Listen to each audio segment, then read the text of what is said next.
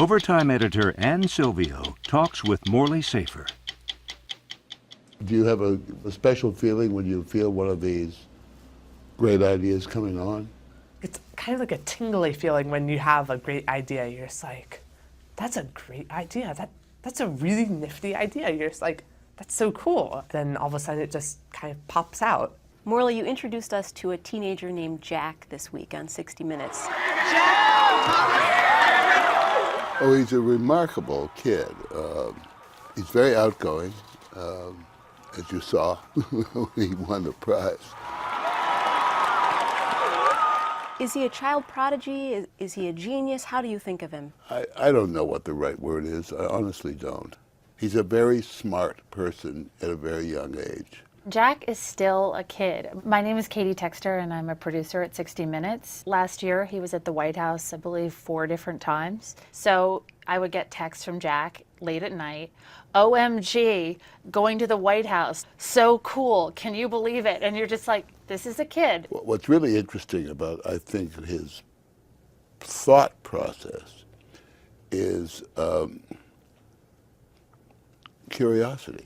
He had this great idea in the back of his biology class, and he came home and he told his parents, like, I think I have an idea for a test for pancreatic cancer. And they were like, oh, really? Do you? Do you understand it in a way that you could explain it in English? I couldn't explain why the antibodies bond with the mesothelin or whatever, but You've lost me already. Jack's parents are a typical middle class, upper middle class family. Jack, do you want some mac and cheese too? Yes, please. His dad, Steve, is a civil engineer, and his mom is a nurse who works nights. It seems to me that the parents deserve quite a bit of credit when it comes to Jack's accomplishments. Oh, absolutely. They let him free wheel through his intellectual life. And I think that's a remarkable thing. The parents decided to, make a home lab for the kids, and they kind of let them alone to do what they want to do down there. Jack's older brother Luke is now a freshman at Virginia Tech. The motto in the house is, you can do anything you want to do down that basement, just don't burn the house down. Can you show me one of your experiments that Absolutely. won't kill me? They have trust in both their sons that they're not going to do something really stupid. All right, what we have here is a flask with a little bit of water in it. I think they're probably the ideal parents in a certain way. They're hands off until you need them. Wait for it, there it goes. They found a way in their suburban Maryland house to keep their kids engaged and challenged. I mean, they're out doing projects on the nearby river and doing, water quality testing for fun on a Saturday. That's not your average mom and dad. My parents really taught me how to dream big when I was like 3 and 5. I would come up with these like crazy ideas, and then I would write them down in my idea book. And now I can look back at that, and some of them are actually really cool, and I look at those and see how I can develop them. Dr. Maitra, who ran the lab at Johns Hopkins where Jack did his work, is a huge fan of Jack's parents. When he wrote to me, he was 15, so he didn't have a license to drive. His mother would bring him every day, and she would be waiting downstairs for him in the garage while he would be here working late into the evening, even on weekends. Bye, Mom. Love ya. Bye. See you later.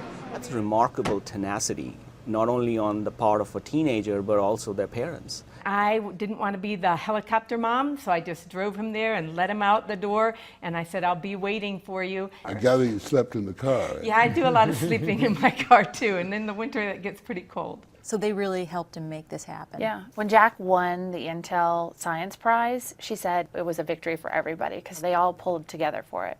The nurturing that they received at home, we always talk about, well, let's just throw money at this, it'll work out. You don't need to necessarily throw money at it. You do need to throw effort at it. And I think that's what his parents did. They threw a lot of effort into that. And so I set them at 950 and 1,450 nanometers. It's interesting because I wondered at one point, why didn't Jack go to college at 14 or 15 like these other child prodigies? Jack's parents are very against Jack going to college early. They know that high school for him is a breeze, but they say that's not normal. You can't be 14 or 15 years old in college. But they think he should go when he can be among his peers. I think there just has to be balance with it all because, you know, sometimes I think that it's taken over our lives too much. We're only together as a family for a limited amount of time. You have to seize that opportunity all the same. So it's a balance thing. Are there lessons in parenting in this story? Look, I don't think anybody can quite honestly advise other people about parenting. We all make mistakes as parents. All I can think of is watch your kids closely, but keep your hands off. Keep your hands off until they need you. Until they decide to burn down the house.